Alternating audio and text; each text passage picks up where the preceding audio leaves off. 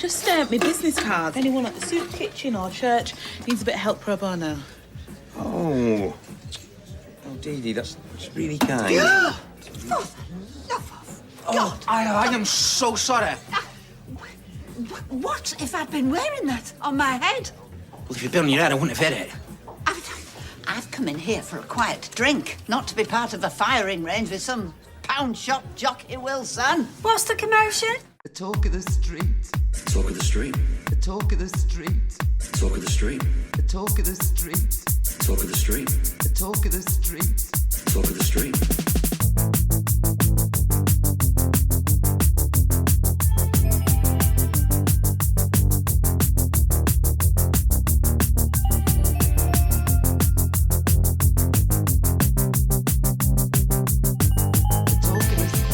Hello and welcome to episode 243 of The Talk of the Street, an unofficial Coronation Street catch-up podcast that, given what Alya's been asked to put up with this week, I'm only surprised that the show didn't force her to work through group reservations at speed dial from the National Front, Stanley Knives and Bernard Manning's fan club. I'm Gavin.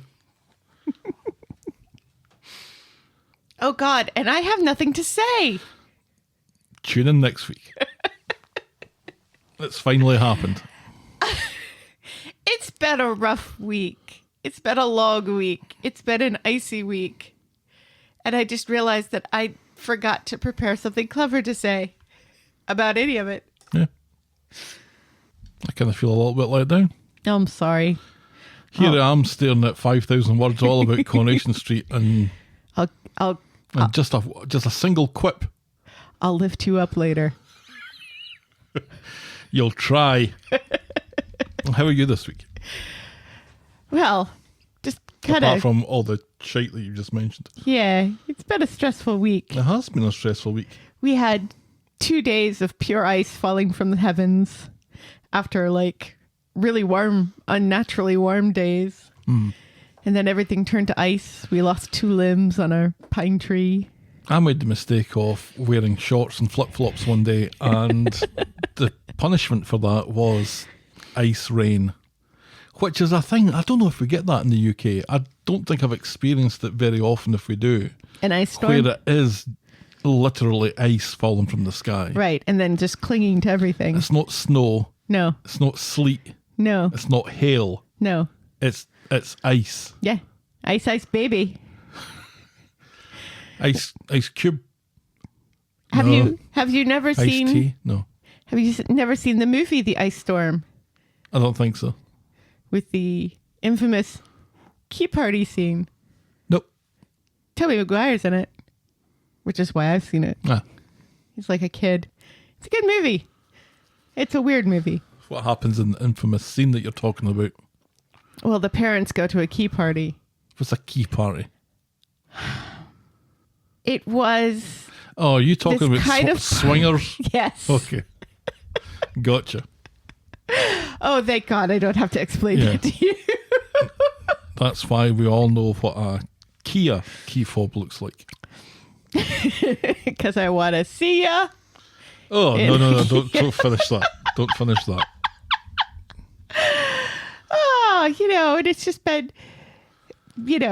I've been working a lot because we had the simulcast for our premiere auction last week. And then this week, we have pickup tomorrow. And then next week we have the simulcast for the book auction. So I'm working Saturdays, 3 Saturdays in a row. Mm-hmm. And I'm not used to that. You getting overtime for that or just regular rates?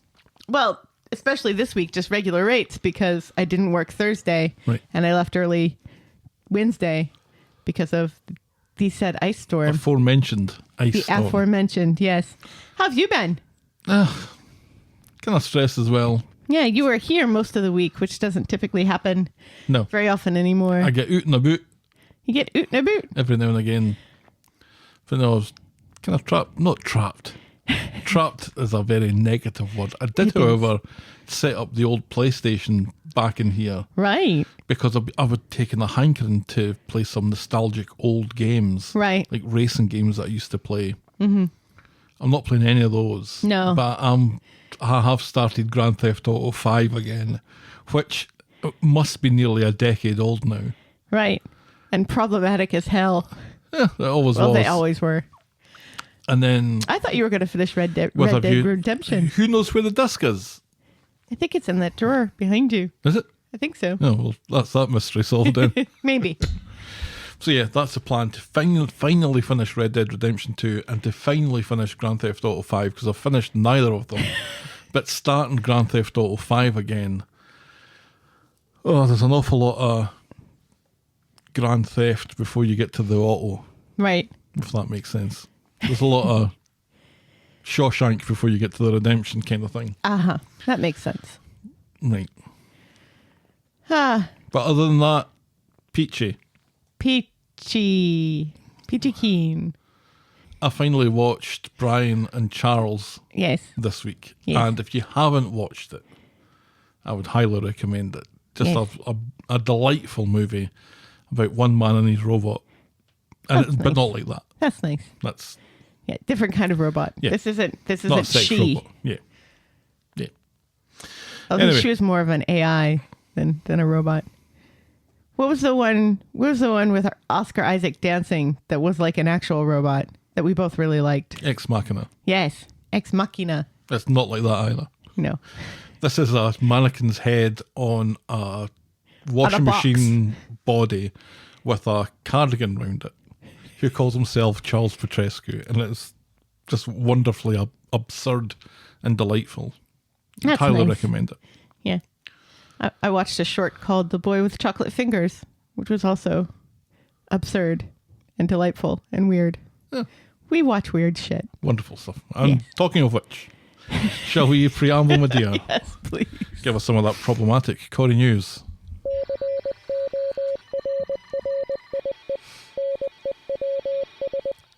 Jack P. Shepherd is lucky to still have eyebrows after an incident Valentine's Day involving lighter fluid and a hot tub in the rain, which resulted in a fireball, which nearly took his face off. Wait, so what were the variables in that? Lighter fluid, And a hot a tub hot tub, in the rain, and a rain, where he was trying to get and a time machine. He was trying to get a hot tub started because they wanted to sit in the hot tub in the rain for some reason. Well, and it was a hot tub that you have to light a fire for. So it wouldn't have even gotten hot anytime soon anyway. And he decided that he would speed up the process by applying lighter fluid. Oh, it's But never a then- good idea to apply lighter fluid to But anything then- that isn't a lighter. He lit the match, or he flicked the lighter while still holding the bottle of lighter fluid Oh, and an umbrella. Or balancing an umbrella under his chin. I can't remember. But still, that would take more than your eyebrows off. the man is lucky to be alive. It, All men are lucky to be alive. Let's be honest. Y'all do foolish shit. it sounds very much like my attempts to do DIY or attempts to be handy. Michelle Keegan, the former Tina McIntyre, has a new gig on a Netflix show called Fool Me Once, based on the novel by Harlan Coben. So, congrats to her on getting a Netflix gig. Of course, the show will probably be canceled halfway through production because that's what happens on Netflix Right. and HBO Max and pretty much all streaming services these days, except for Amazon. But still, You seem to be veering away from the topic in hand. Michelle Keegan's good news. yes, absolutely good news for always, the time being. Always a favourite. Yes. And Harlan Coben, that's nothing to sneeze at Why do I recognise that name? because he's a famous mystery writer. And finally, the problem child Hope appears to be a thing of the past, as showrunners have announced they are pulling back from her darker storylines over fears they may burn out young Isabella Flanagan, who stars as Hope. And instead, they plan on giving her some typical preteen stories, which, if anything Coronation Street has ever done before to preteens is anything to go by, means that she should be pregnant by Christmas. And that's Corrie News. Oh, wow. An awful lot to process at the end there.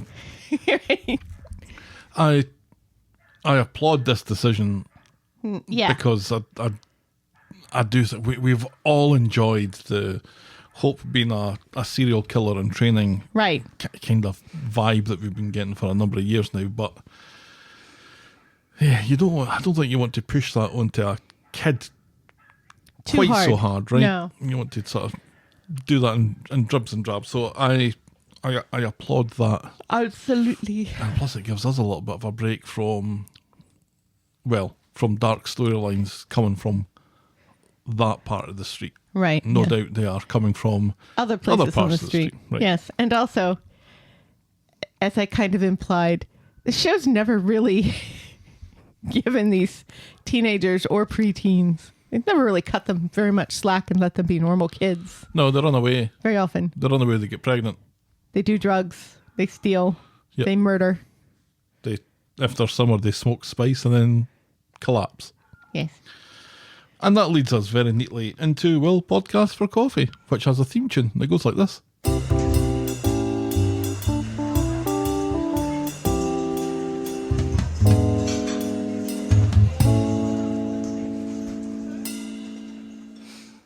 Thanks to Donegal Woman. Yay! Irish people.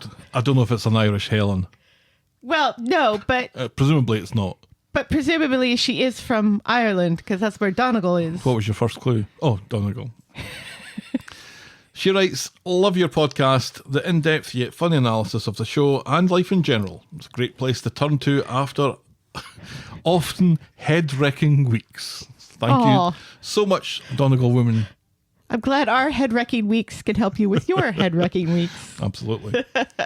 The Talk of the Street is and always will be free on your podcast provider and on the YouTubes. But if you think your show is worth anything more than the time it takes to listen to it, and if you want to show your appreciation, you can buy us next week's coffees by going to ko-fi.com, that's ko-fi.com/the Talk of the Street, and we'll be very appreciative, just like we are for Donegal Women, won't we, Helen? Aye. Yeah, thanks. Thank you very much indeed. That's much appreciated. Are you drinking coffee? I'm drinking cranberry juice And I'm drinking out of Canada my Dry. Lieutenant Uhura glass. But worry not. Within the next 24 hours, those coffees will be consumed. Yes, they will. And now, this.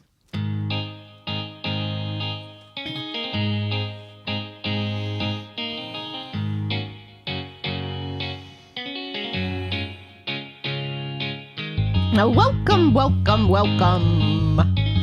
Welcome to Last Year Tonight with me, John Oliver. Just enough time to quickly talk about Bants Central. Is this people talking in the factory about things that have nothing to do with the factory? That's right, this was Faye calling the factory Bants Central. I was right! Now that you're always right. Now that Craig and Kirk were working together there. I was Gavin and you stood with Ukraine. I still do. We had Sean and Lydia talking about going for a waz playing over the theme tune. Oh, God. The mask mandate ended and you predicted we'd have COVID incoming in a couple of weeks. I wonder how that worked out. You got COVID. Just a little bit later, right? You were in the midst of cookie season. I'm so glad I am free from cookie hell forever. I was just talking to Stella about that coming back from the bowling. Because we drove past a cookie booth and asked her if she missed it. And she was like, not one little bit. No. I think she misses the kind of fun of it. But Right. you'd always get weather like we've had this week. Where Right. you're They'd be standing selling out. cookies in an ice storm. Right. And she said that she used to just say that she needed to go to the bathroom just to go and Warm up.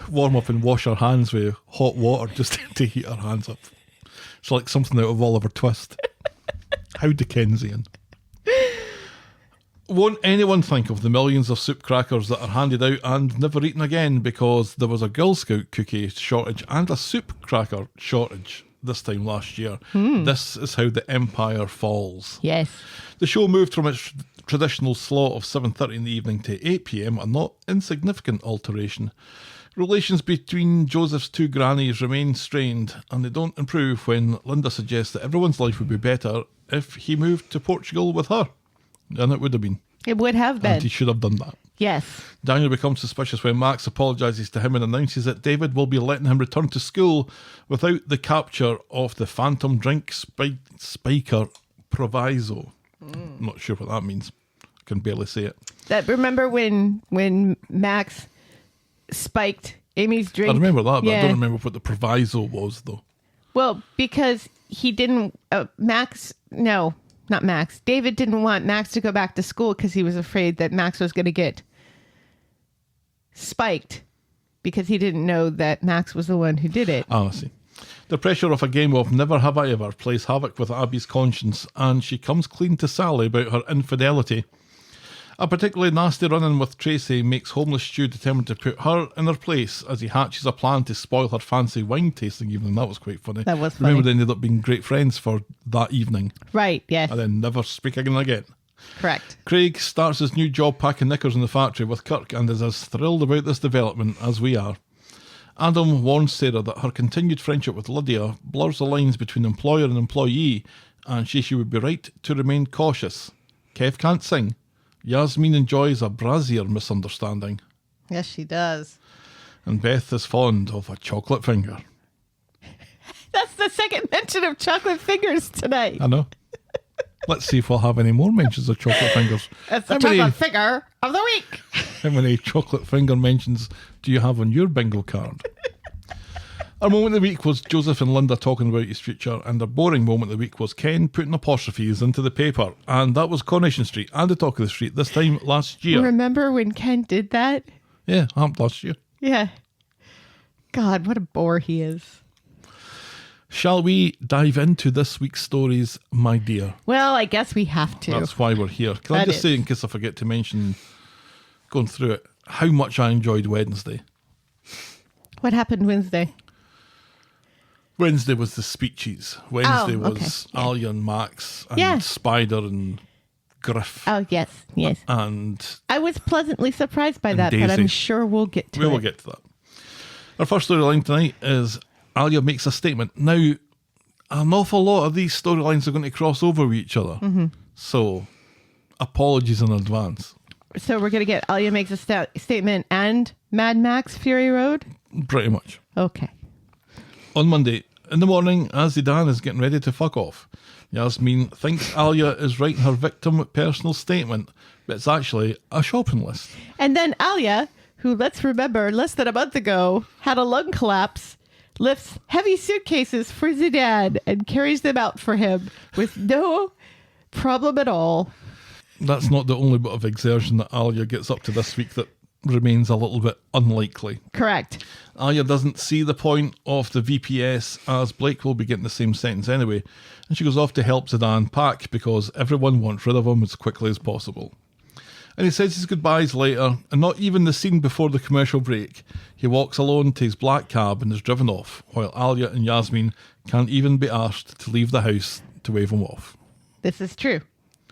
And that's it, I think, That's for it. Zidane. A black cab typically means that's it. Which is weird because there was definitely chemistry between him and Dee Dee that we detected before he left the first time.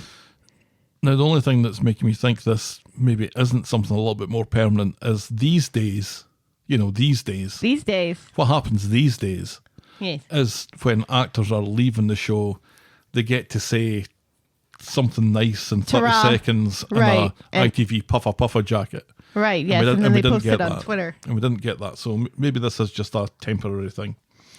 But for now, as far as we know, that's him away to that London. So to cheer herself up, Alya goes round to the law office where no one was expecting her because they're interviewing this Jayden character from last week. The guy who is on a GBH charge for being a bit stabby with a knife. Adam quickly ushers Jayden into the office, but Alya finds his case papers on the floor. Oh, Dee Dee. And is shocked to read that he's been done for GBH with a blade, and Alya loses her shit. Yes, she does. She bursts into the office as Adam kind of runs out, and she locks herself in with Jayden and starts having a go at him about what it's like to be stabbed. That was actually quite good. It was, and I kind of think that maybe lots of people learned something through that about what it's like. I assume they did the research. One would hope. Because a bit about the electricity and the heat Right. and stuff. I And guess not it's something. not quite realizing what had happened. And then, your body kind of catches up with it Right. because, it's something that tends to happen rather quickly, Yes. And people say that about gunshots wounds as well, that initially it's just pressure, that it doesn't initially hurt It's just this weird kind of pressure and tingly feeling.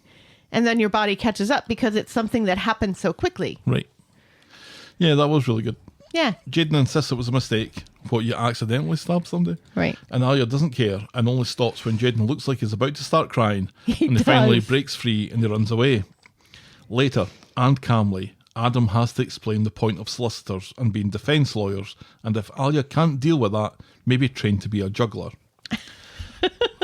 They've lost the client and maybe, just maybe, Alya isn't ready to come back yet, so they send her home. Right. But she's not lost her job No. because, of course, that wasn't why she had her outburst. Right. Yeah. I think they both kind of realize, you know, she came to work because she was emotional about her brother leaving Right. and wanted to distract herself with work. So obviously she was really not in the state of mind. And also they already knew because they were already trying to shield her from it. And last week, when she said she was going to come back to work, the only reason she was really doing that was to get out of the house and get away from people telling her to write that bloody statement. Right. So she goes to speed dial where Yasmin struggles to find a positive spin on this, saying, well, maybe they shouldn't have accepted the case in the first place. This isn't the kind of chat Alya's looking for, so she fucks off to the only other person prepared to listen to her moan. But not like that. Ryan. Absolutely And like that. And he's quite chuffed to hear from her.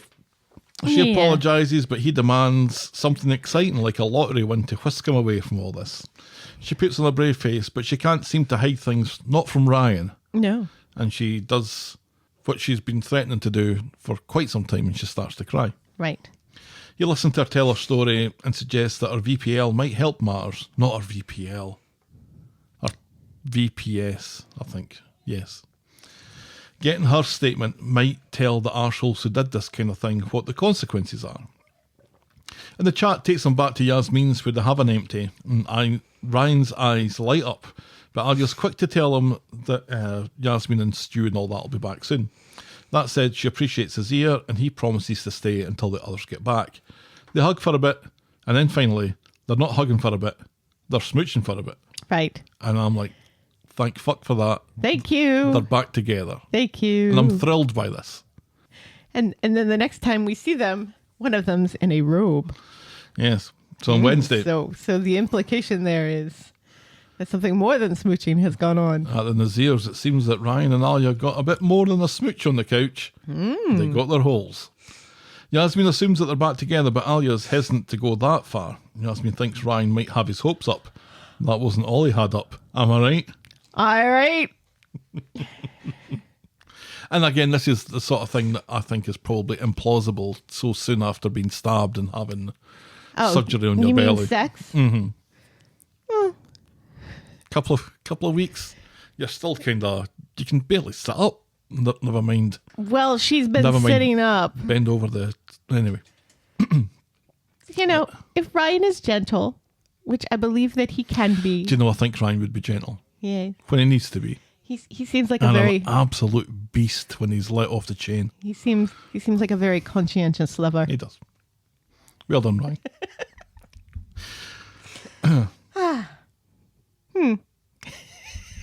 Adina's roles. Spider is still working the Griff case, trying to find out who financed Griff's racist gang. And then, apropos of nothing, Marie announces that she has a meeting coming up with P-Gate Len. Ooh. Later, Toy and Spider are making plans to go to the pictures when Spider gets a call and he has to leave, telling her that he's going to deal with some paperwork. I don't know why he's still lying to her about this or concealing the truth, at least. Although Now he Toya can't knows. be right, yeah, he can't be very specific though. He can't say exactly who he's after. No, but he could say that he's going to see Griff in prison. Well, I think maybe he wants to spare her that stress because you know what men on the street are like, I think- thinking that ladies are going to faint away at the thought that their mans are going to be in. I think that's the excuse that he uses. Yay. But actually, he's gone to the prison to see Griff, who wants to strike a deal. He'll reveal his financier if he gets a reduced sentence. And after a bit of toing and froing, Griff tells Spider it were P-Gate Len what done it, and he can prove it with messages on his burner phone. Now he wants his deal before he reveals the location of that phone. And that phone that we found on top of the hot water tank? Yeah, we know about that, says Spider. Thanks for Wasn't the it name. inside the toilet tank? I Like think so. taped on the inside? Right. Yeah, that's That's like the first place the cops look these days. Thanks for the name, says Spider. What about my deal, says Griff. No deal. What, says Spider. Do you see Howie Mandel here? And during this, I've kind of skipped most of that exchange, but there was an awful lot of Griff and Spider's battle of wits kind of thing as they argued the reasons for his Right. for his actions and Right. how Griff thinks that Max is just a casualty in a In greater a war. war. Right, yeah. So it's just very obvious that Griff hasn't learned a lesson No, at all. prison's not doing him very much good. No. Back at the Rose Gold flat, Maria's meeting with Peagate Len. It went well, and he's agreed to fund the refugee centre. After all, much to everyone's surprise. What? And not only is he financing it, it seems, he's not financing it on behalf of the council. He's He's doing financing it out of his personally. own pocket. We see later. Yay. And later at the flat, Spider announces the wonderful news. They have Griff's backer, although he's cautious not to tell Toya who that is. Right. Once the arrest has been made, he'll be done with this case, and then who knows what. Toya admits that she finds it difficult working around his secrets. He promises her the two of them will always come first after his job. On Friday, Evelyn comes into Roy's Rolls looking for Roy for his shift at the charity shop. But Roy is off to the back group AGM, which is admittedly hard to imagine something more boring. And it's weird because, like, But then Nita's not there. half the Bat group is Nita and Asha and Brian, and none of them are there. Right. Well, Brian and Asha might be there, but Nita's not there, No, because it's Nina who's going to be filling in at the charity shop in Yes. place of Roy. which is very nice of her. Spider is still reluctant to tell Toya anything about Peagate Lane and deflects by reminding her and us that it's Blake's sentencing today. Alya is now worried about reading her VPS in front of a courtroom full of people, and a visiting Toya tells her that she doesn't need to put herself under pressure, but if she does want to speak, then she should do so loud and proud. And at this point, in a different storyline, we've already heard what that statement's going to be. Right. So we know we're not going to hear it again. So No. we're not going to go at the sentencing. Right. as kind Which of we what- already knew because Blake is already off the show. At the charity shop, a man drops in looking for a suit ahead of an interview, and he finds one, and it's 20 quid, but he only has 10 on him, so he offers to pay half now and half later, but Evelyn isn't for budging, because it's all about profits at the charity shop. Sure. So Nina pitches Oh my in. God. It just reminds me, there's like this huge outcry on Twitter right now about people, When isn't there? about resellers going to thrift stores and buying clothes cheap and then selling them for a profit on like Depop and Poshmark and stuff. You know, kind of the stuff that I do. And people are decrying it, saying that shame on you for taking clothes out of the hands of poor people to make a profit. And it's like, that you do understand that there's far more clothes than there are people on this planet, and most of it goes to landfills anyway. And it's just absolutely ridiculous to try to virtue signal for poor people, and poor people are like, don't bring us into this. You don't go to like Goodwill for stuff to resell, do you? Not typically, because stuff at Goodwill is too expensive for the most part. Right, And so it's like yard sales and estate and sales. estate sales and stuff Yes. like that. That seems more fair game. I guess I can understand a little bit from the charity shop point of view, that if you're taking something that's nice to be used, and that is, maybe there is somebody who could use that for example, this situation where somebody's looking for a nice suit Right. for an interview. Yeah, there's always more clothes though. I guess. And a lot of resellers are themselves poor, and that's how they make money. Right. Anyway, So Nina pitches in. The man promises to pay her back. That'll be right, says Evelyn. So Nina tells him that she'll be in Nina's roles later. This man is Mo. And Evelyn thinks that Nina is being naive. So later, Maria is meeting with Peagate Len about the refugee centre, and he seems uninterested in the whole thing until the press arrive with a big cheque for him to hand over. And the money at this point does seem to be coming from Len's own account. right, and a big check. And then the police arrive, and Spider has his best super serious police face on when he gets out of the car. And he's got one of those gun holsters on, like he's in Law and Order. Or Starsky and Hutch. Yeah. Bless his heart. Bless his wee heart. And he's arresting Peagate Lane. Yes, right in front of the press Right. that Peagate Lane himself had called. Yes. Which is hilarious. Oh, the irony. Oh, how I laughed. Oh, how I laughed. Is that what you were laughing at? Yes. You did laugh at that. I heard it. In Nina's rolls later, Evelyn is still going on about Nina being wet behind the ears when, wouldn't you believe it, Mo turns up to repay Nina the tenner. The interview that he had wasn't for a job, it was with the immigration office. Oh. And Darian, who's in Nina's rolls, his ears prick up and the two of them start chatting about their experiences in the system and stuff. Right, and Darian offers to help him because his reading's not too good in English. Yep. Later, Gary gets back home from the court. Turns out that Blake got 12 years. There was some mitigating circumstances that they don't seem to want to bore us with the details. Right. Mitigating circumstances like, oh, he's just this poor young white boy. No. Won't someone think about the poor white boys and their futures? No. You're just surmising what definitely, absolutely happened. Spider lets them know about Peagate Lane and how a search of Peagate Lane's laptop has brought up links to extremist groups, and the quite frankly worst surprise of all, that he was Maria's cyber stalker, Red Pill 100. Which we kind of figured, I think didn't we we? knew that. If we didn't already know it, we strongly I think we suspected strongly it. surmised it, yes. Because if it wasn't Griff, and it wasn't Griff. No, and it wasn't that other guy. Remember the guy who tried to get into Maria's pants? Oh, yeah, it wasn't him. No. And it turns out, we find out that Mo was at the same processing centre as Darian's brother Hader, which means that he made it to the UK after all, Woohoo! which Darian had no idea about. Yes. And I guess where we're going to go with that is, A very nice storyline where he gets reunited with his brother. yeah, one would hope. I was a little disappointed that it didn't finish that. It seemed to be going somewhere, a little train of thought Right.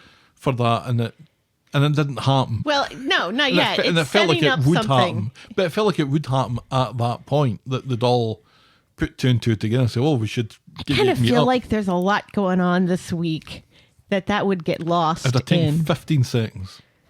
Of them running to like the place No, and just to finding say out his file. just to say that that's what they're intending to do, but they didn't really say that. In Do fact, they have to? well, yes.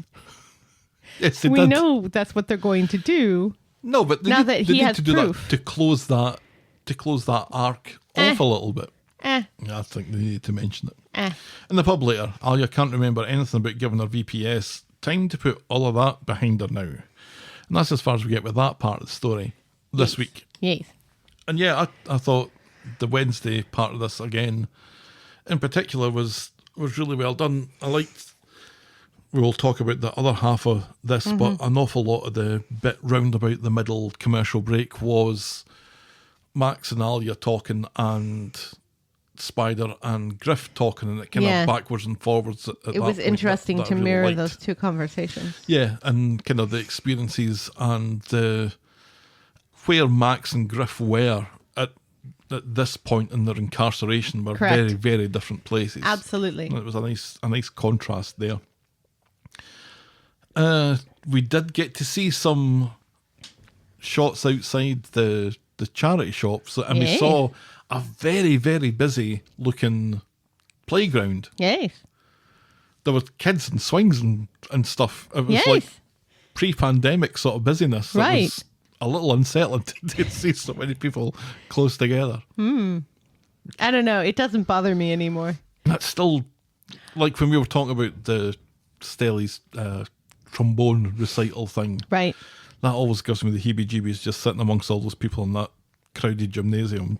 And yet we went to see Jagged Little Pill with like, But do you know what helped me with that? Was there was like 5 rows that were empty in Right. front of us, and there were 5 rows behind us that were empty. It didn't feel like we were all kind of jammed surrounded into by lots of one people another. coughing and spluttering. And That's true. I'm going to be snobby. I think that the people that are likely to go to the theatre, Are likely to be vaccinated. yes. A terrible assumption. Right. It's funny. Yesterday I was watching this thing that was released during 2020. One of those things, one of those performances where everybody's on Zoom doing their part and, things are kind of spliced together. And I found it quite disconcerting at this point, to be reminded of what things were like in 2020. It's like, I recognize that it was an awful time and that we should learn from those mistakes and not be stupid. But I also kind of don't want to be reminded about it anymore. I remember the Scott Pilgrim versus the World table read that they did Right. kind of at the start of the pandemic. That was kind of awesome. Right. But if you watched it now... Yeah, I don't know if I'd feel exactly the same way. Same with all these Twitch people, like the David Earl, who was in the Brian and Charles. The only reason I really know him, because I didn't watch Derek and I didn't really watch Afterlife, is through his Twitch streams that he doesn't do anymore. Right. Because he's not stuck at home anymore. Correct. And neither are we anymore. No. So, yeah, it feels like it's very much a different part of your life that's kind of done and hidden away and you don't want to think about it anymore. You know what's crazy? We have a COVID poster in my book auction from like the beginning of the pandemic, when like the New York Strong COVID poster. Yep. It's getting bids. Oh, well. Somebody actually wants to buy that. Not from us. So, Alya and Ryan then. Yeah. What is going on with those two crazy kids, Helen? Well, we're getting there. We've had a step in the right direction. And that makes me happy. I think all that Daisy stuff feels so long ago now. Yeah. Especially since she's marrying someone else already. Plus, we don't really want to talk about that too much because it kind of suggests that Daisy kind of sexually assaulted Ryan, yes, exactly, right? So we're kind of the show's tiptoeing around about that as much as I was. And we don't want to remember that because Daisy's cool now. But that does seem like such when we're talking about things that happened a long time ago, that feels like it's a long time ago. But while they were talking, it was never that the relationship was back anywhere near where it was. But with this trauma, it was kind of sweet that the person that she turns to when she can't talk to Yasmin, because Yasmin doesn't really get it. Right. Or And Yasmin's been too kind as well. I don't think she wants that unadulterated kindness, but the person that she turns to is Ryan. And that was lovely. Absolutely. And we get to see them smooch and cuddle, and that's nice too. And it was a day of That is a lot of that something- going on. That is something we want to see. Yeah, I hope those crazy kids can work something out because Absolutely. I really like the two of them together. Yes, they've got great chemistry. We love them. Yeah, and Alya being kind of more grounded and sensible, and Ryan being a bit of an arsehole, right? They work well together. Yes. All right, let's tackle the other half of that storyline with our educating Max. On Monday, David is hungover in Nina's rolls when he spies Daniel, who he knows works at the secure unit thing where Max is currently incarcerated. Conveniently. Yes, David asks Daniel to keep an eye out for Max and let David know how he's doing. Daniel reluctantly agrees, saying it's a decent place and it's not full of monsters. At least it wasn't until Max arrived. And he also says, these are kids that they probably prefer being there than being in some of their horrible situations at home. Except for you. Max. Yeah. Not talking about Max. Yeah. Meanwhile, in the STC, or the VPL, Max has swapped out his 2 old bullies for 2 shiny new bullies who boot the fuck out of him for being a racist shitbag. Which, fair. Yeah. It's hard to be too condemning of that. It's kind of funny, though, because it's like these 2 white kids come in and say, oh, you only like the English, huh? Oh, you're so racist. We're going to beat you up. Because actually, we have black friends and immigrant friends. Well, they can't have Kids who would actually be mad at him people. being racist? Right. No. Because that would show them to be the thugs. So they're being cautious not to do that, I think. Yeah, but it's still silly. Right. Later, Max has a nasty bit of jam on his face. His teacher tells him that the attack has to be reported and he needs fixed up, and she's going to have to tell David. Max doesn't want that to happen, but rules is rules, so what? So the teacher calls David while David's in the pub. David is shocked and wants to come see that Max is okay, but Max has put the kibosh on that, and it's explained in very brutal terms to David that if he doesn't want to see you, we can't make you see him. Right. Yeah, we can't force him to see you. Yeah. So David decides to stay in the pub and get hammered instead. Yes. And when David does 3/4 cut, Jenny cuts him off, so he leaves and hangs out in the community garden rather than going home. And passing Maria and Gary spot him. Gary wants to keep walking, but Maria wants to check in on David. Fine, smell you later, says Gary, and he leaves her to it. So Maria listens to David's update, puts an arm around him and tells him that everything is going to be okay, which makes drunken David think that he's in there, and he leans in for a smooch. Yikes. Maria tells him to get to fuck, reminding him that this is the third time he's tried to pull a stunt like this. Which part of being a mate don't you understand? And David begs for her not to tell Gary because he doesn't want a kicking. Damn right, says Maria. And he's instantly regretting this. Yes, absolutely. Instantaneous. So David heads off to speed dial with a carry out, seemingly under the impression that Alya might agree to have a word with Max to make him feel better. He's having such a hard time with it in the secure training room, and he's just been beaten up. Maybe if you go and have a word with him, that would help. And Alya tells him to suck her balls. Yes, rightly Then- so. And then Shona comes in, back from being pregnant in that London. Right, yes. And it is Looking very much not pregnant Right, anymore. Thank goodness she's not holding anything in front of herself. No. She's not hiding behind a counter. No, she's wearing a very large rain poncho. And it's nice to see her again. Yes. Although it just feels like she's only been out the show for like a couple of weeks, doesn't Right, it? yeah. Back home, David thinks Shona would have been better just staying in that London, but she's here to help him fix things, and she's stuck with him. And he's stuck with her. At the Rose Gold flat, Gary and Maria chat about the meeting with David, and because Maria can't keep a secret, she sort of tells Gary that David tried it on, and Gary is able to fill in the blanks for himself. Correct. And he is predictably furious about this. Correct. And tracks David down to the Rovers, where Yes. David's already been refused service, and he's sitting with Shona. Gary isn't shy in letting the whole pub know what happened with David trying to stick his tongue down Maria's throat, and he wants a square go, outside or in, it's all the same to him. Knock yourself out, says an annoyed Shona, and she storms off in a huff, leaving Gary to oddly not punch David's lights out and just wander away himself, Because he looks muttering. he looks so pathetic. Doesn't he? He looks so pathetic. Sitting there Oh, David does. drunk, and then Shona leaves. Also, hasn't Gary punched David enough? I think David certainly punched Gary enough. Like, into a coma enough. At the charity boxing. Why do I always get those switched and think that it was Gary who put David in a coma? No, it was David after his rape. He had the rape rage. Oh, that's right. Yes. I guess because it makes more sense for Gary to have put David in a coma. Yeah. Yeah. Who do you think would win in a fight between David and Nick? Now that's interesting. Nick definitely has the height over him. And the reach, yeah. Yeah. But David's a wee terrier. yeah, and it could put him off balance rather quickly. Plus, Nick cries a lot This is true. and is not really a fighter.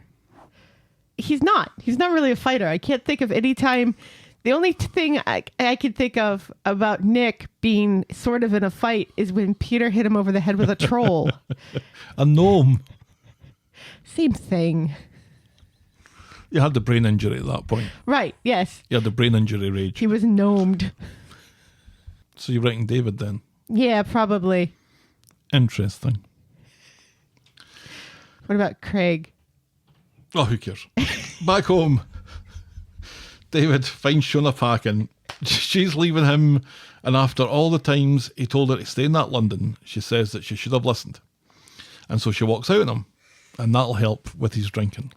Right, yes. And also, he didn't actually kiss her. He didn't actually kiss Maria. No, He kind of tried to when he was plastered and worried about Max, no who had excuse just been though. beat up. No excuse though.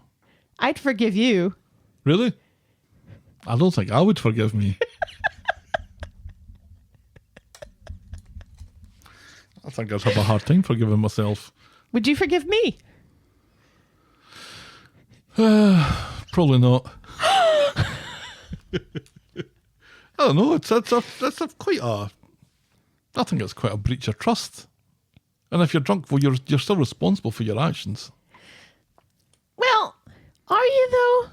You were the one that got drunk. No one poured it down your throat. Right, yes. But when you are drunk, you cannot give consent, which would mean that you cannot be held responsible for your actions. If you're drunk driving, you're very much responsible for your actions. That's true. I don't know. I think Shona is... because especially if it was an incident that you absolutely knew didn't go anywhere and didn't mean anything. Because I can't imagine anybody that I would try to kiss that you would take as a serious threat. I don't know. I guess I can see Shona's... I think maybe leaving is a step too far. Yeah. Especially if she's just got back. Although it does make packing easier. And they are married. It does make packing easier. Right. But, because she kind of implies that she's never coming back. And he's like, what about the kids? And she's like, we'll figure that out. Yeah, that's just... that's a little too far. That's got cliffhanger written all over it. That's right. That's what that's about. But yeah, I think she's within the rights to be angry, upset about it. Yeah. Absolutely, but to leave? Did she seem like old Shona more than new Shona? I felt that since she's come back, she's felt a little bit feel like more the lines, old Shona. The lines have been blurred for quite some time now. Let's be honest. Because even before she left, she felt more like old Shona. Like with the whole speech to Lily, the whole conversation to Lily. I don't know. I felt that was still in keeping with new Shona. Anyway. On Wednesday, Gail gets up to find that Shona has already done a runner and correctly assumes that it's because of David. David protests, but it is because of you, David. It is. She I know, tells it was him hilarious. to She's sort like, it out. what did you do now? What makes you think it was my fault? Was it? No, it was my fault. In the Worstle thing, Daniel is trying to teach poetry to thugs. In comes Max, who has been moved to a new unit after getting jam smeared all over his face. Philip Larkin. I was very impressed. Yeah. The poem reading is a bit laboured until Max has some insights about a Philip Larkin poem about not wanting to go to a party that impresses Daniel because he's a fanny. On the street, Shona grabs Maria on her way to a meeting and apologises for David's actions. Maria is sorry that Gary even said anything in the first place, and once again, she gives David the benefit of the doubt and advises Shona should go down a path of forgiveness. Later at speed dial, Daniel comes in, and after sitting through a poetry class together, he thinks Max is having a hard time and it would do him the world of good if Alya would go and see him. Are you for fucking real? Says Alya, asking Daniel if he's given one thought to how she's feeling. Then Ryan comes in and tells Daniel to sling his hook. Ryan is initially confused as everyone else about why David and Daniel are so intent on getting Alya to visit Max, until Alya puts him back in the friend zone.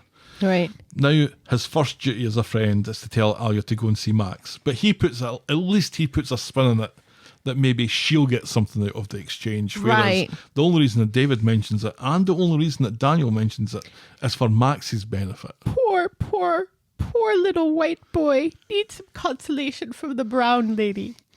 On what planet? And you know, I think Ryan is right here, and he proves to be right the way that the storyline goes. Right. But who in their right mind would tell a lady who has just been stabbed in the last few weeks to go and see the person who's kind of responsible for making that happen, to make him feel better? Right. Which part of that coming out of somebody's mouth don't they realise just sounds absolutely cack-handed thing to say? The frightening thing is this happens in real life all the time. Oh, I'm sure it does. So Shona comes home at number 8 and Lily instigates the world's most uncomfortable family hug. Shona's back but hasn't forgiven David, and for the time being he can kip on the couch. Next to visit number 8 is Daniel to tell David that Max has been moved into his English class. Has he not been punished enough, says David. That was funny. Daniel also says he tried to speak to Alya. Yes, says David. Alya's really touchy these days, isn't she? Have you noticed that? I wonder why. At the Borstal thing, Max has a visitor. It's Alya. Max apologises and then says, you probably don't believe me. And Alya says, I don't it's not that care. I don't believe you, I just don't care. I love it. All she cares is that justice has been done, but she wants to know why he did what he did, but Max doesn't really have a clue of what he was trying to achieve, and he does a really bad job explaining it, saying that Griff was far better putting it into words than he was, and that's all that Alya needs to hear. She thinks that Max needs Griff to do his thinking, and without him, he's just a fucking fanny. Yes. Alya also isn't falling for this grooming pish either. Right. Max chose to listen. Yes. Max is then confused over why Griff picked him, but Alya isn't his therapist, and as she leaves, she tells him that while he thinks his family didn't listen to him, maybe it was more that he didn't want to listen to what they were saying. Right. Maybe think that over. Absolutely. And she leaves him to it. Yeah. Because she's like, go fuck yourself with this whole, oh, poor me, I have no family shit. Yeah, it's like, what was Max expecting? Just her to come in and just sit and listen to his apology and then say, that's all right. Yeah. Not a bit of it. Alya is in control of that conversation from Absolutely. start to finish. All the way through. And Bravo. This is entirely for her benefit. Absolutely. Loved it. Yes. What a great writing, a great scene, well directed and brilliantly acted by the two of them. Was dreading it and Yeah, me then too. loved it. Me too. Yeah, because of this whole, like, men constantly telling her she needs to go to make Max feel better shite, which, as we have pointed out multiple times on this podcast, is the sort of thing this show does a lot. Well, the thing is, it was completely unnecessary because you've got Alya struggling to get over it. Mm-hmm. Over the last few weeks, she's been walking about slowly with her puffer jacket on, and she's been kind of finding it difficult to have conversations with people without snapping. She's been irritable. She's had this moment in the law office where she's kind of attacked the guy who's also stabbed someone. She has plenty of stuff that's going on in her head that is not Alya, that's not right, that's things that are happening that are kind of completely out of character for her. So it was conceivable that she could sit down with Yasmin, for example, and say, you know what, there's only one thing I can think of that's going to help me through this, and that's going to see that wee cunt in there. Yeah. And tell him what's what. And that's why she does it. Yes. Not because David tells her to do No. it, not because Daniel tells her to do it, Not even because Ryan. She does it because of herself. Yeah, and she doesn't do it for Max. She does it for herself. So there was a way round about this, that having this scene together, which was so great, Yes. could have been achieved without this bullshit of having, three guys tell her what to do. Right. And that's the end of my TED Talk. Yes. Which I'm sure will be repeated in a few weeks when we talk about the next woman to be once again traumatized. Don't spoil it for me. To teach a man a lesson. You know things that I don't know about. That's what I do. I drink and I know things. Or just generally. I drink cranberry juice. I know things. Or just generally, at some point, a woman's going to be traumatized to help a man learn something about himself. Right, yes, because that's basically the show. The show's MO. That's basically the show. So, back at number 8, David gets a call from Max. He tells her about Alya's visit and asks David and Shona to visit tomorrow. David agrees. Shona, though, refuses to play happy families and doesn't appreciate being emotionally blackmailed into pretending everything's okay. And she refuses to go. And I'm like, good for you. Too right. After meeting with Max, Alya tells Yasmin that she's going to go to Blake's sentencing tomorrow after all, and she's written her VPL.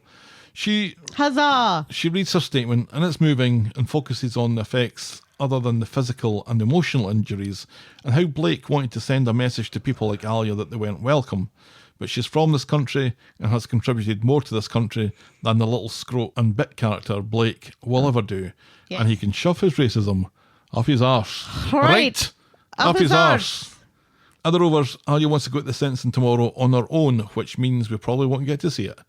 David comes in and tells Alya that Max wants to see him tomorrow, so whatever she said worked.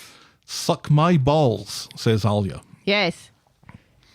That's Friday, what worked. Sucking my balls. On Friday, in Nina's roles, Nina is trying to talk Shona into going to see Max, but Shona is still holding firm. This was kind of new Shona, I thought. Meanwhile, David is ready to go see Max, worried about Lily seeing him all beaten up. And then Shona appears, who's had a change of heart and agrees to come along, but she's doing it for Max and Lily, not for David, alright? Then the Borstal thing, Max is blaming his facial injuries on falling into a bush. But not like that. Because it's an all boys. That could explain the jam. Because because it's an all boys thing. It's not like that's not like the horrible one Kelly was in, where rape was never off the table. That sounds about as bad as it possibly could. Right, yeah, and it was horrible. Remember that place they threw Kelly in? It was horrible. It was not nearly as nice as this one that Max is in. But you know what? She was a girl. Somebody painted murder on her wall. The conversation is a little awkward. It seems Max is enjoying his stay at His Majesty's pleasure, but when Shona makes it clear she's unimpressed with this, he insists he's trying to work an awful lot out about himself. Doesn't that still sound weird? His Majesty's, yeah. It sounds so weird. His Majesty's Some pleasure. barristers used to be QCs, Queen's Counsel. Now they're Casey's. Now they're Casey's, and that looks Casey in the Sunshine Band as far as I'm concerned. David says he's proud of him. Too soon, says Max. Too soon.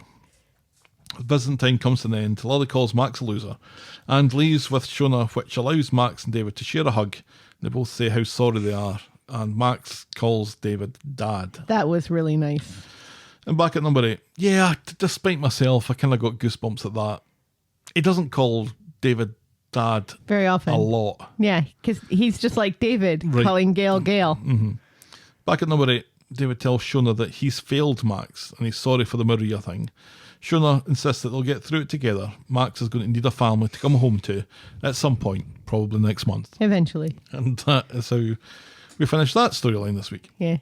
I don't think, I think it's going to be more than a month. Well, I think sure. they have. I was being Facetious. deliberately exaggerating for comedy effect. Sure.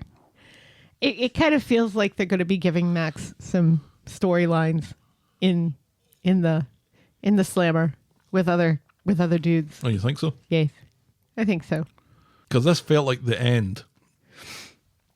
The hug, Shona coming back, kind of felt it was the end. P-Gate Len's has been caught. Blake's been sentenced to 12 years. Yes. It Griff's feels gone like the down end. for the longest it time. feels like the end of that, but that's going to segue into Max's prison life, Max's Shawshank Redemption, Oh. if you will. We need to crawl through an awful lot of shit to get to the redemption. Right, yes, where Max befriends Morgan Freeman and they listen to jazz records on a roof and drink beers. And then they have a boat somewhere with a shiny blue sea. Was it Costa Rica? No, it's Mexico somewhere. Ah, Mexico. Remember when we went to Shawshank? Yes, Ohio State Penitentiary. We've talked about it many times in this podcast. Sometimes I'm drinking from the cup that I bought there. I remember it fondly because I couldn't go in because Yeah. I had the dog. Yeah. You walked the dog. I got to walk around about the spooky penitentiary Yes. on my own. That's absolutely haunted. No question about it. Of course it is. You don't And really... you don't even believe in ghosts. No, you don't really appreciate, though, the size of those cells. Yeah. They're, Totally. and it's not even the fact that the cells are toty, but when you step out onto the gantry is so toty as well. Yeah. It's like everything about it is so horribly claustrophobic. You can well imagine why people have a hard time adjusting getting out Yes. when all of a sudden, They have all the space. right, it just feels... it's kind of how I felt in the Badlands. Or was it Petrified Forest? When it's just there's just nothing around, because you're kind of And used... no people. Yeah, and all you can hear is your heartbeat and the panic attack that you're about to have. Right. Whereas I love those sorts of situations. Yeah, you're weird. Yeah, there was an awful lot to like about, even like you pointed out, the Max bit at the end was... It almost was a bit of a forgiving moment for Max. Or whether it's just the fact that it's a son and a parent. Right. A reconciliation between Just a reconciliation of... father and son Yeah. is really nice. It was just beautifully done. Yes. And yeah, we got to see Daniel at work, and that's always great fun. Yes. And talking about Philip Larkin. Not read a lot of Larkin. I like Larkin. Let's move on to our next storyline this evening, which is Tim's mum about the house.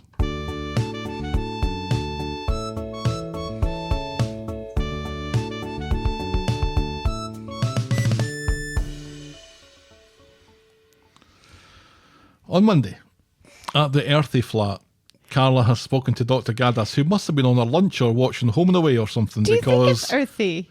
Yeah. There's a lot of black and gold Lots of together. earth tones. We agreed last week it's earth tones. Because she told Carla just to monitor her situation. And I'm like, what you doing You here, don't want to do any Gadas? blood work here? Carla, a patient who has suffered from severe psychosis in Right. the recent past, Yeah. is concerned that she's having similar episodes Right. now. Although what she's experiencing is different. Yep. But the doctor just says monitor it. Yeah, that doesn't sound like Gadas. That sounds like a lot of doctors I've seen, but it doesn't sound like Gadas No. at all. No. What is the NHS coming to? Carla reads this as a clean bill of health and asks Peter to grab some files from the factory for her to work on after he talks her down from going back in. So Peter goes to the factory and speaks with Sarah and Stephen and asks for an order file to take to Carla, telling them that by the looks of things, she'll be back sooner rather than later. Spooked by this, Stephen offers to take the files over later. So Stephen takes the files round to Carla, pretends to be parched, and when Carla goes off to get a glass of water for him, he clumsily spikes her water with some more of the LSD that he's got. Has he bought more? And within 5 minutes, Carla is throwing her own shite around the flat just as Peter comes back. He loudly says that he'll call the doctor as Stephen makes his excuses and leaves. Yes. Although Stephen looks pensive at the mention of a doctor. Later, Stephen must be missing asking people how other people are doing since he killed Teddy and doesn't seem to be speaking with Jenny anymore. So he asks Peter how Carla's doing. He tells her Carla is with the doctor now and that he doesn't want her going near the factory anytime soon. He thanks Stephen for all his help, which is a shame because Peter was really mistrusting of Stephen up until this point. Remember, Yeah. he always had kind of a sly look for Right. Stephen, like he didn't quite believe him, like something wasn't jiving Right. totally right. And it's not the accent. There's something just about him that doesn't add up. Right. On Friday, in Nina's Rolls, Stephen is enjoying a latte with Tim's mum. He suddenly has enough money to settle his debt thanks to the commission that he's getting from that Rufus deal. Right. Was it 10 grand? Something like that. It's not a bad Right. day's work. Yes. And Shona points out how rude he is because he's on his phone. Yeah, Well, Tim's mum just kind of stares off into space. right. We do that all the time. That's Well, fine. no, we're both on our phones at the same Yes, time. yes. Neither one of us is staring off into space. Well, sometimes I can just stare at the window and look at the traffic and And we also do talk to one another. yeah. Tim's mum can't wait to get out of Tim and Sally's, and Stephen knows how that feels because I guess he's still living with Audrey. Ox. And I think that's the only part of Tim's mum that we get this week. And I thought that was a enough. strange thing to say.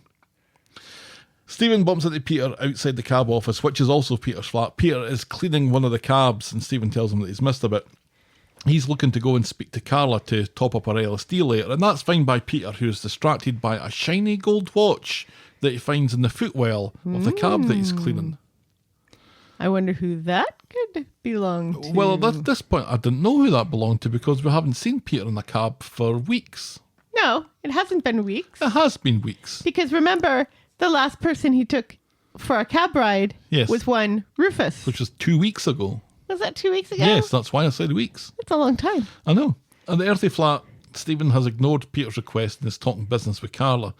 He tells Carla to take all the rest she needs, but she says she'll probably be back at work next week. Stephen offers to make her a cup of tea before he goes. That was just so hilarious.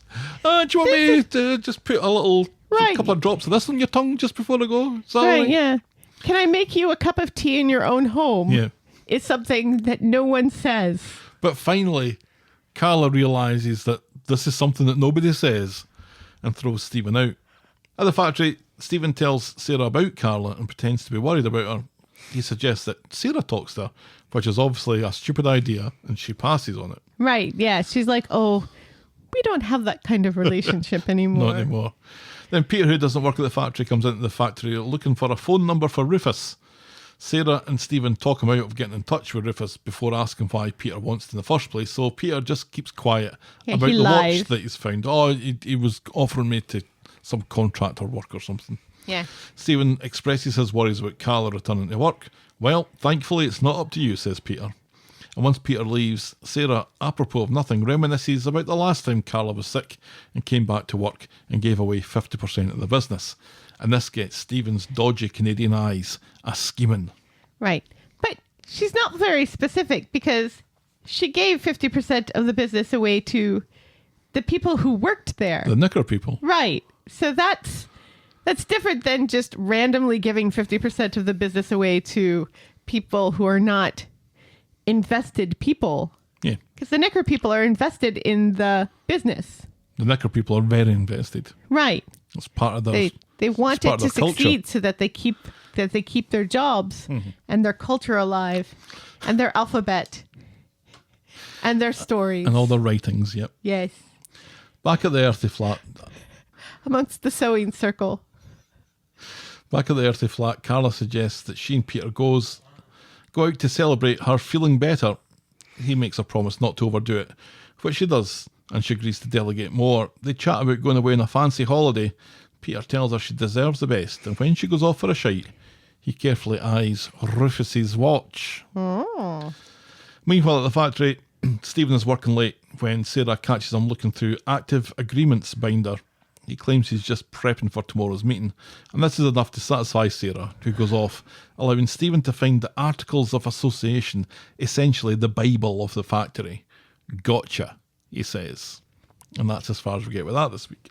Gotcha how? Gotcha what? What a goofus. I think what he's probably found there is how they go about ousting an unwanted director of the business, because that'll be down in the Articles of Association that it requires 4 votes out of 5 or whatever to get rid of But- Carla, because that's presumably what he's wanting to do, right? But Carla owns 50% of the business. Like, legally, she owns 50% of the business. He owns 0% of the business. What does he think he's doing? I don't know that she does own 50%. The knicker people own 50%. Right. Sarah owns some of it, I think, doesn't she? I don't think so. Or she's just employed. She's just employed because Nick owned 50%. And that's how Sarah got the job. But then Carla bought Nick back out again, remember? So that Nick could buy the bistro. If only there was, I think. yeah, if only there was a wall chart that we could buy that was... Just properties and businesses change hands so often. several times in the week. All Stephen really needs to do is just sit back and wait for the opportunity to buy art. But here's my question. What the hell is he still doing there if he's got all this money now? He's murdered 2 people. Leave. Flee. Get out of there before those Now, bodies are found. You know what they say about double murderers? They always pay their debts. Like the Lannisters, they always pay their debts. So he's got to square up with Tim's mum before he leaves. Or maybe he believes in the rule of 3. Right. Maybe that's why he's still there, because he feels like he has to pay off Tim's mum. And he has to murder one more person. And he seemed to be wanting to get into Jenny's knickers for a while. I don't know if he's And still now trying to he do that. doesn't. Now he's never in there. No. And yet he's still having coffee with Tim's mum. So none of this makes any sense. I think and she's why still... would he even want the knicker factory? Why would he want that? So he can remember the place that he killed Teddy and the roof that he threw Sinkhole Leo off of. So many memories. Good times. So fond. Yeah, really weird. Remember when he was just like, I can't wait to get out of this hellhole. He was It's desperate. He was looking so at flights. awful. I hate Manchester. Get me out of here. I want to go back to Canada. Here's the thing. Here's the sand that's under my foreskin. Let me flick that up for you. Beep. Oh, careful you. So, like I said, 2 Fridays ago is when Rufus got into the taxi and presumably lost his watch. Yes. Because we haven't seen him back in the taxi since. No. And as he was getting into the taxi at that point, he said what I felt was a weird thing to say at the time. This watch probably costs more than you'll ever make in your life. Right. To Peter. Yes. And then it's never been mentioned since. No. It's never been about since. No. on Monday, last Monday, not Monday back there, the Monday before that. Right. That was when he had his heart attack. Right. And before he had his heart attack, as he was in the robe in the room, he checked his watch. Right. So he was wearing he got to the rape hotel with the watch on. Maybe he has 2 watches. That's what I'm thinking. Does he have 2 watches, or does he just have a whole... Maybe he has a whole drawer of watches like Doctor Strange. A whole arm full of watches like Harry the Hat from Cheers. A reference for the kids there.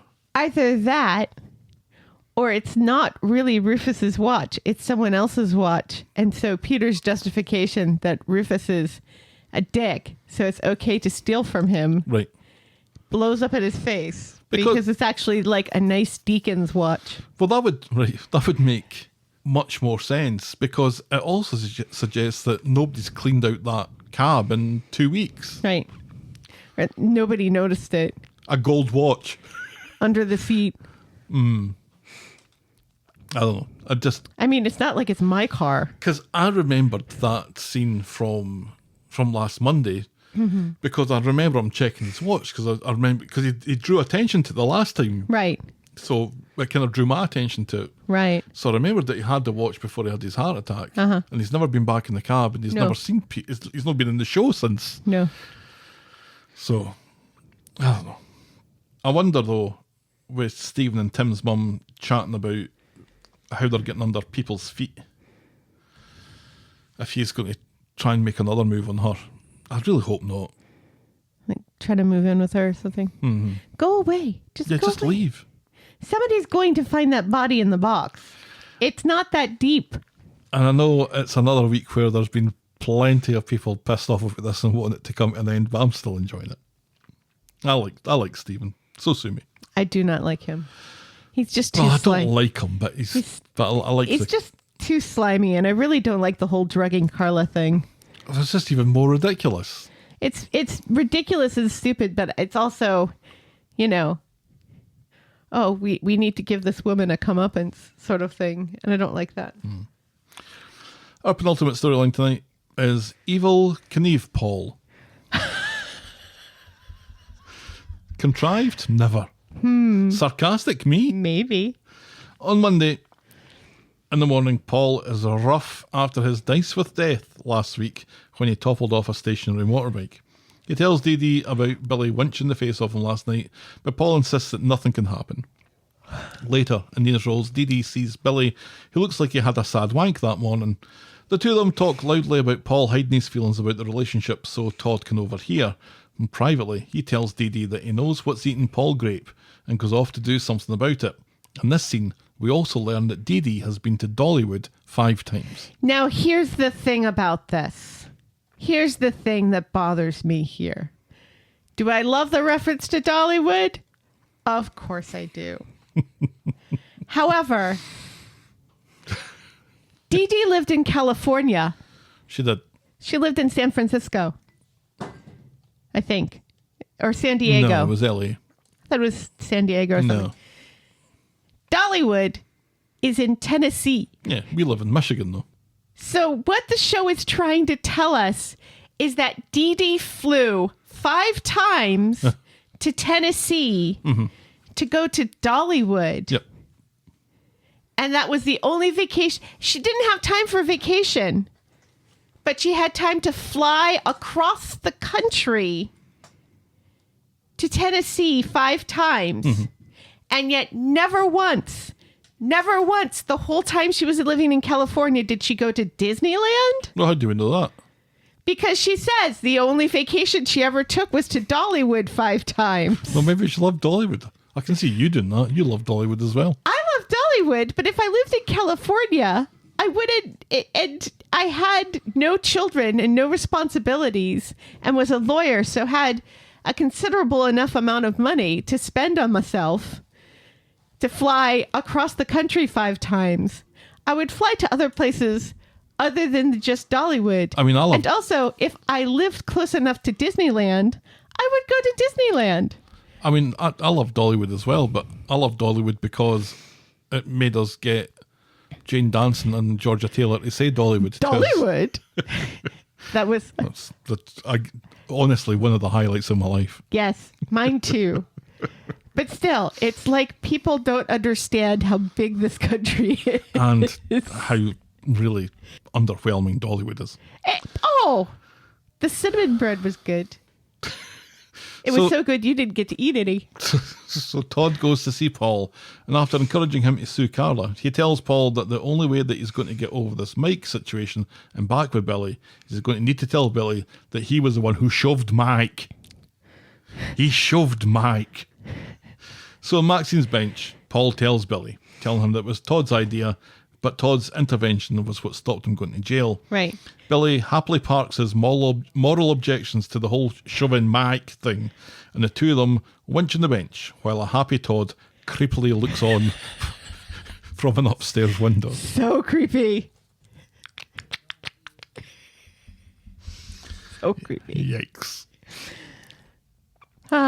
So Paul says, so if you go to the police, I'll be probably the one that Right. goes to jail. And Billy says, I'm not going to go to the police. No. Archdeacon of the Year, folks. Yes. Yes. Oh. Yes. And it just proves that his moral objections to Todd had absolutely nothing to do with shoving Mike. Right. It had Shoving Mike. It had to do with just not liking the taste of Todd's dick anymore.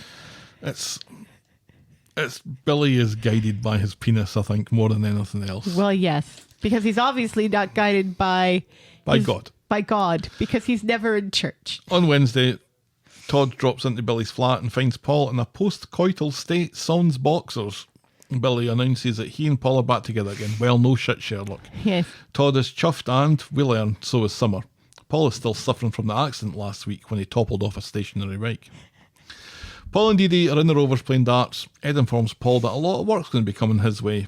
Meanwhile, Paul struggles to pick up and throw a dart and accidentally kills Evelyn's hat. That was hilarious. She calls him a Poundshop Jocky Wilson. And do you know what a Poundshop Jocky Wilson is? Just Jocky Wilson.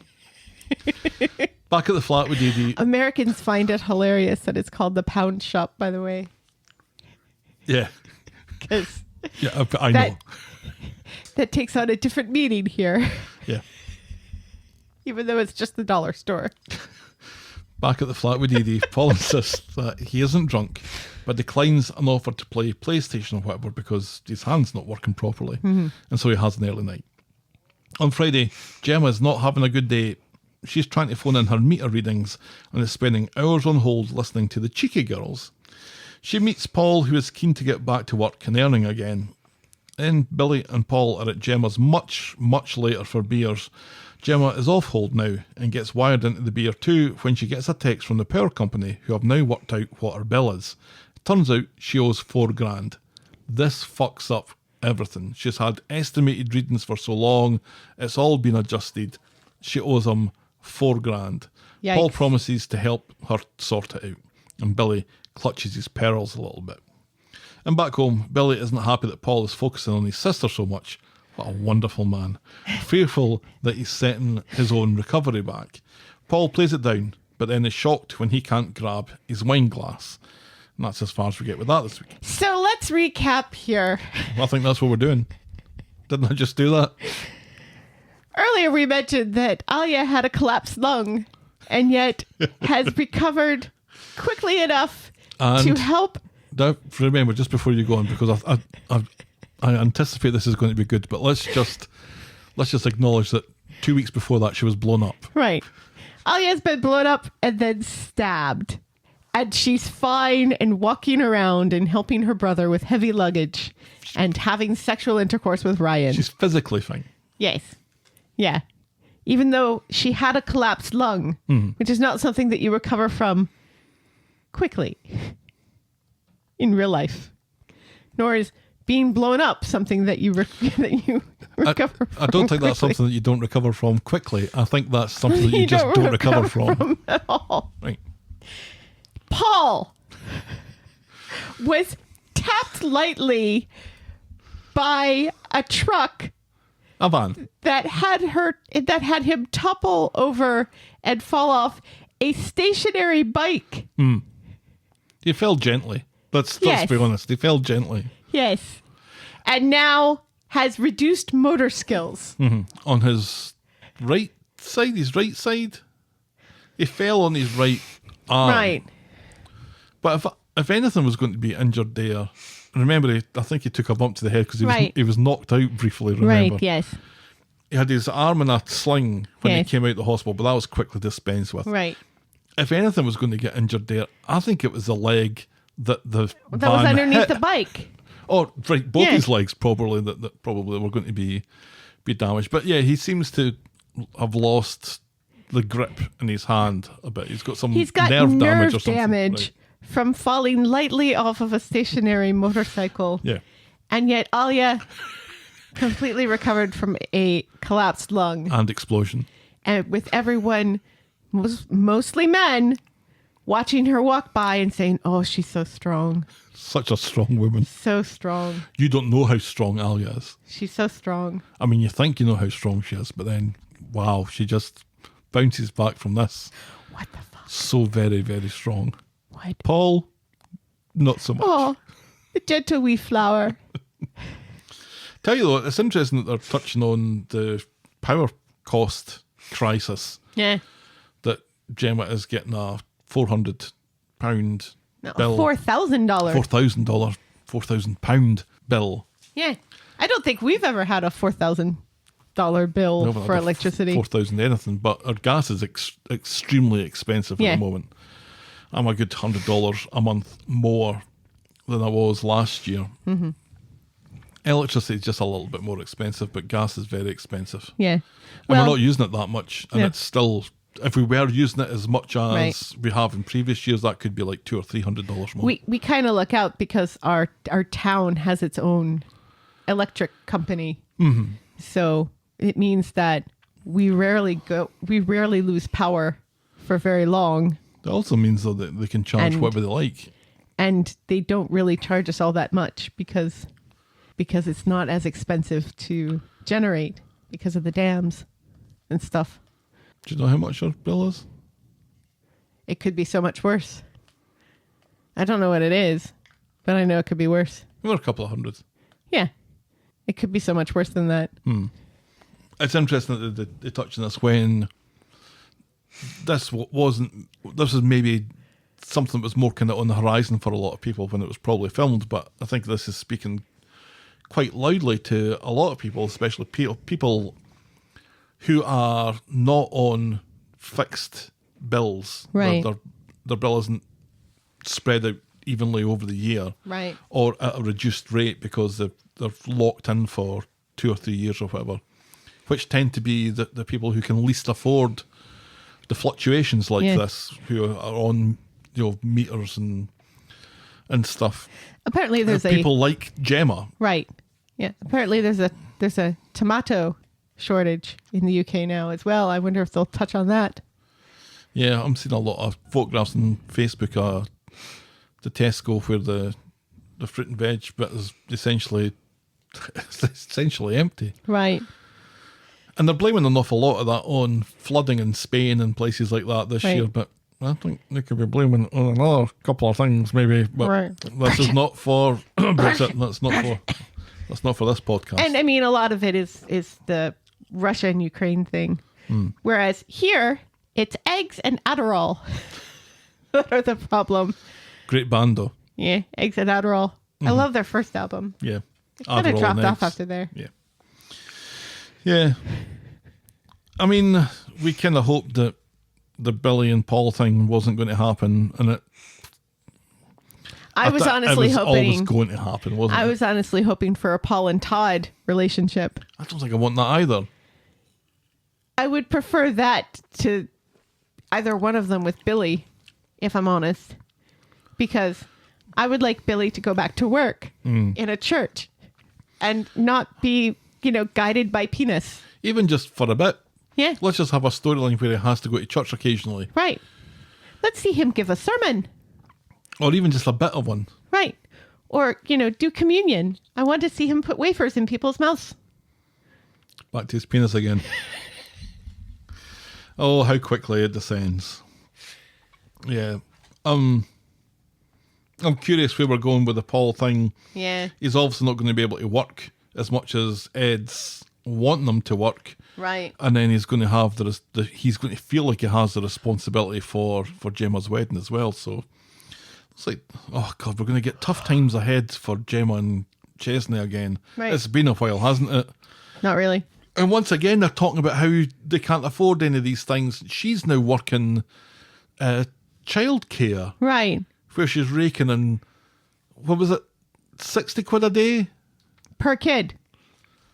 That's bound to be making a difference, surely, to all the other jobs that she's got in the Rovers and in the kebab shop. Right. And Chesney's working the kebab shop and the chippy, and Bernie's job in the kebab shop and in Roy's Rolls. Roy's Rolls. Or Nina's Rolls. Rolls, rather.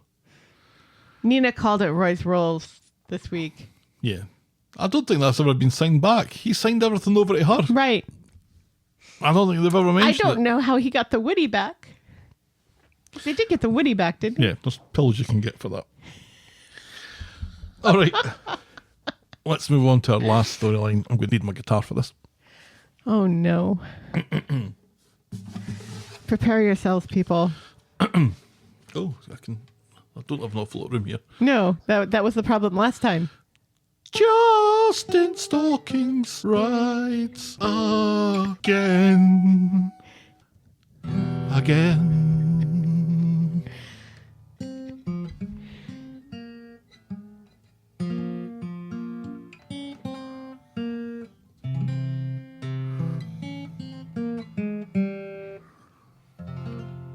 Well, that was nice. Justin Stalkings rides again. It gets better. Your guitar playing, not the storyline. Oh. On Monday, package for Daisy. It's a delivery of wedding favours. Whatever they are, they're purple. They're and pins. they have otters on Yeah, them. they're pins of otters.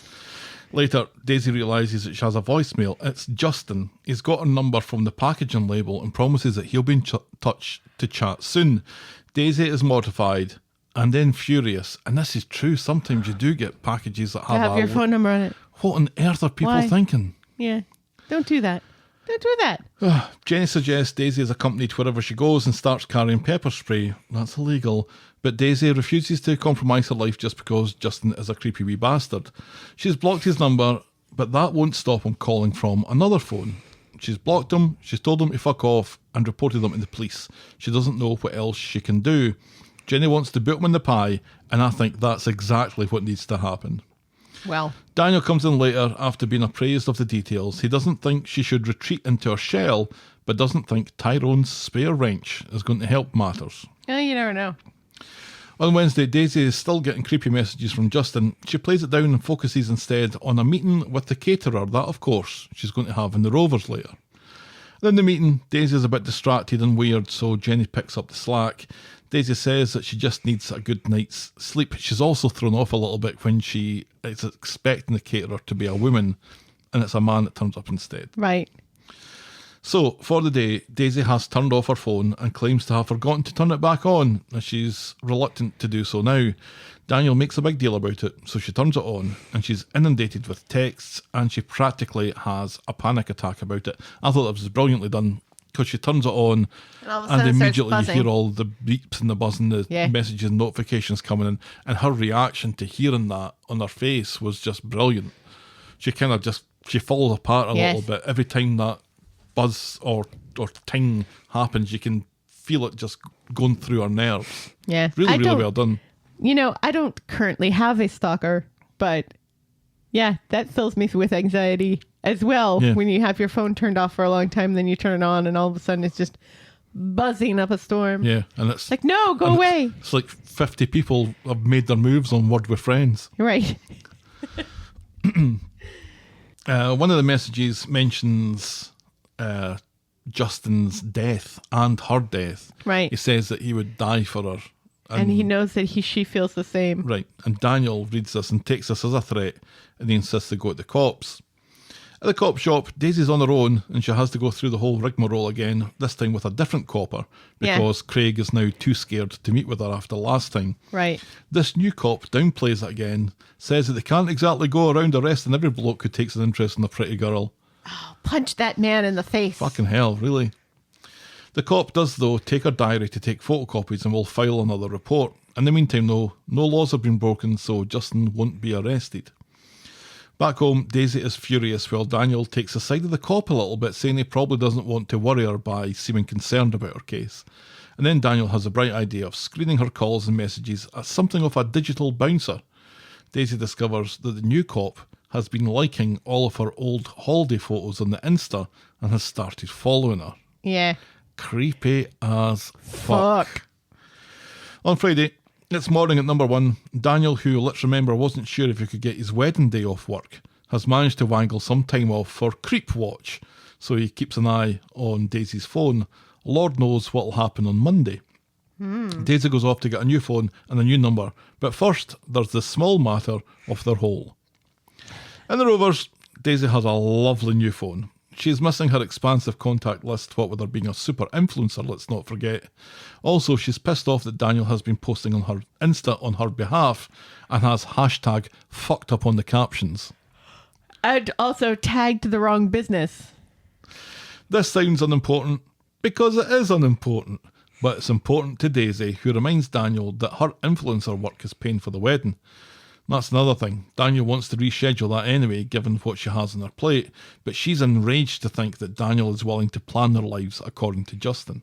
On the street, Daisy runs into Justin, who's carrying flowers, and already angry, she now goes fucking rage at him. Yes. She snatches the flowers from him, throws them on the street and stamps on them, where then David comes along and takes a shit on them.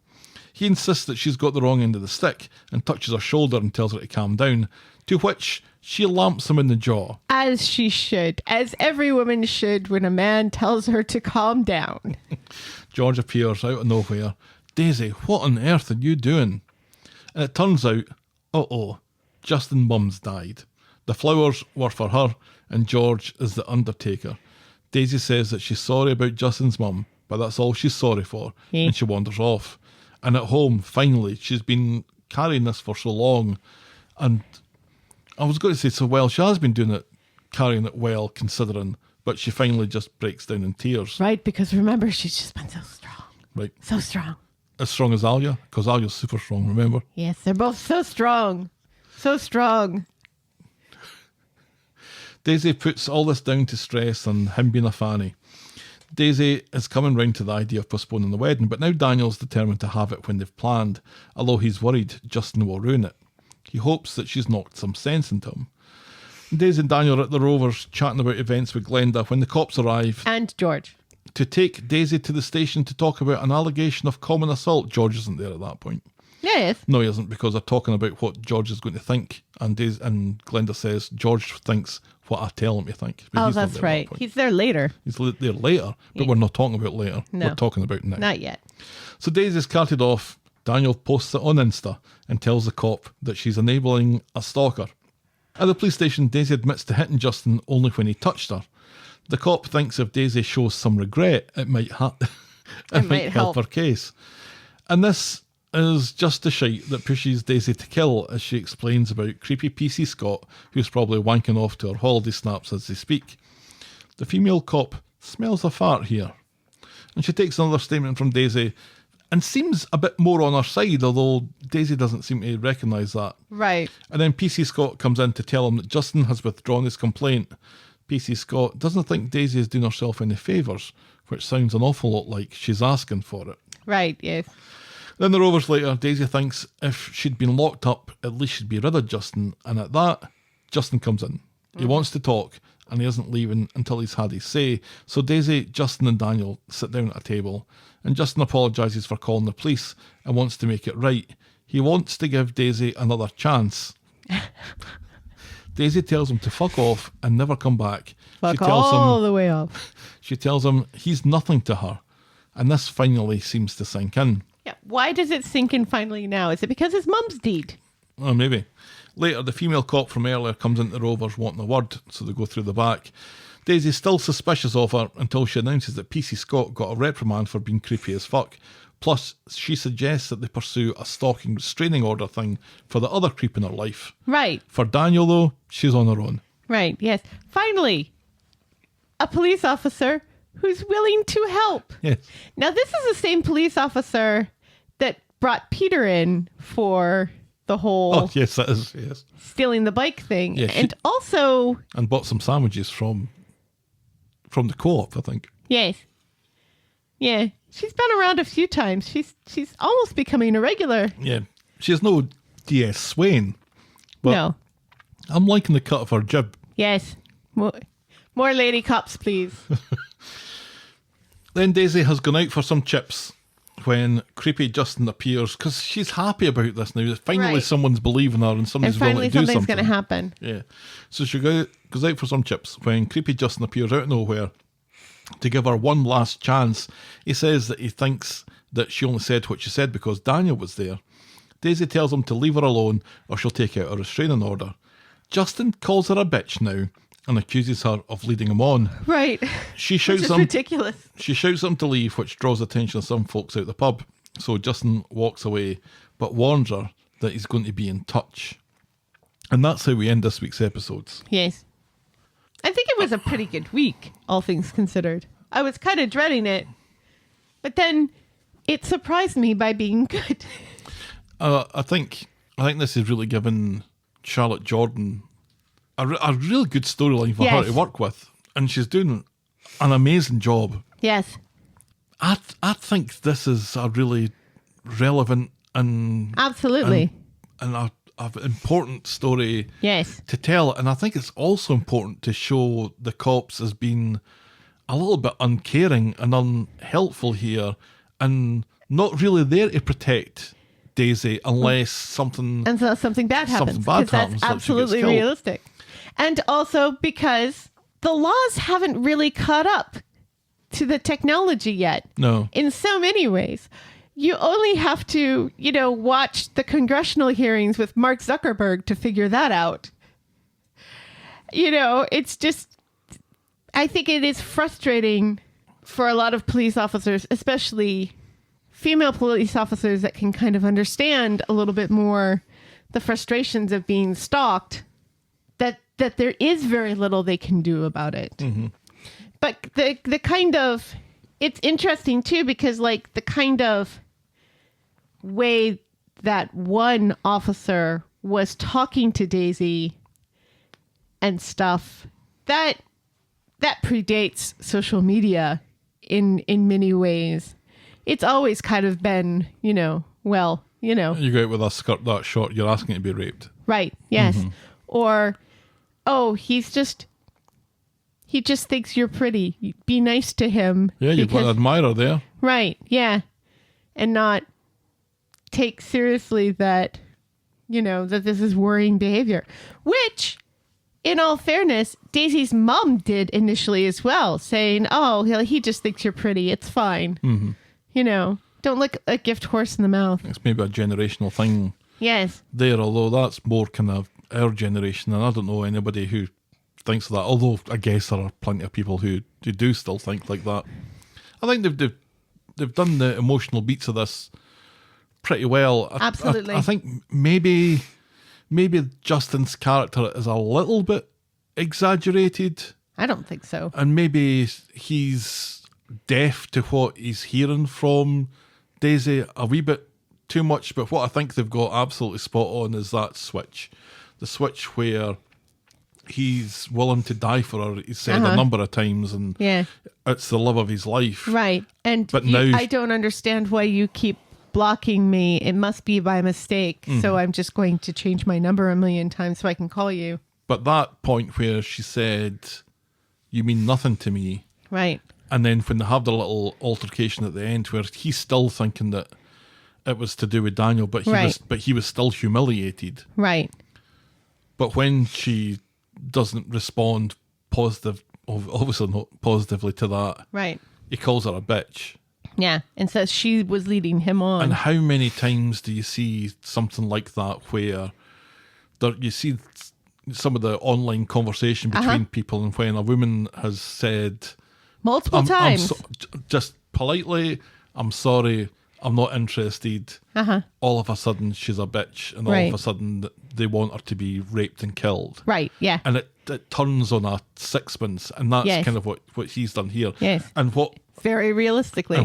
was frightening already becomes amplified now because he very real wants to do her harm Right. and Yeah. is using If I can't have threatening you, language as opposed no one can have you. exactly, which I think they've done that really well, and I think it's a shame for the actor that's playing him really, because he's playing a creepy bastard really well. Yeah. But I wonder how easy it is for him now to walk down the street. It would have been much, much worse years ago where 20 million people watched Coronation Street every night. Right. But, you know, sometimes the baddies in these shows get mistaken for being Actual real baddies. and nut jobs and stuff. So That's how you know they're good actors, though. exactly. Like, what's his name from the Game of the Thrones, who's never gotten another job acting afterwards? Joffrey. Actor who played Joffrey. Joffrey. I don't think he's had any more acting I gigs don't recall since. seeing him anywhere. But yeah, I think they've done this well, and they've done, you know, It's a shame he's Scottish. You may have, well, fine. You may have realised that I'm not Daniel's greatest fan here, and I'm not his fan much in this storyline either. But I think they've done his part in this as being the partner to someone who has been stalked like this. I think they've done that quite authentically as well. And there are aspects of that I really like that scene where Steve comes in and asks her how she's doing, and then Daniel shows up, and then Daniel and Steve have this conversation about, oh, don't worry about it, I'll look after her. And Daisy says, oi, I'm right here. Right. You know, talk to me, Yeah. not to each other. Yeah.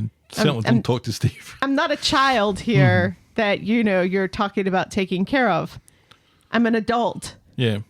Yeah, I like how this has been developed. I think they're doing it really well. I'm really keen to see where it's going. It's going to get worse before it gets better, obviously. Absolutely. And I think we have to just keep on reminding ourselves that we need to have some light to contrast against this dark, maybe a little bit more than we got this week. But I agree, generally speaking, in what was the week that was Coronation Street, there was an awful lot to like. Yes. And I really thought that Wednesdays was perhaps the best it's been this year. There's been comments that it's maybe been the best written episodes Yes. this year. And I think, do you know, if it wasn't for the fact that Summer Wednesday was taken up with convincing Alya to go and see Max, I would absolutely agree. But that bit really infuriated me because there was a way round about it. It didn't have to be like Right. that. And they wouldn't have taken any more time to do it. They No. didn't have to develop anything. No. The foundation was there to have Right. Alya come to this realisation on Herself, her own. yes. And wouldn't that have been a bit more powerful? Yes. But Instead of having 3 different men tell her Yeah. to do it. but overall, I thought it was... Yeah, Notice none of the women said, hey, you know what would be a great idea? yuck, yuck. Yeah, nobody. None of the women said And that. again, this is why we live longer than you guys do. So that was the week that was Coronation Street. Then Helen, tell me, what was your moment of the week? You know what? I'm going to surprise myself. Alya and Max. Yeah, it was. It's got to be. Yeah. It was fantastic. And here I thought I was going to hate it. But it didn't go the route that I expected it to, having watched the show. And for that, I think, you know, much praise should be given. It's nice when the show can still surprise me. When Alya said, I don't care, Yeah. I was like, all right. Okay. I'm interested I'm now. here. Yep, because up to that point, I'm like, what the fuck is she doing there? Yeah.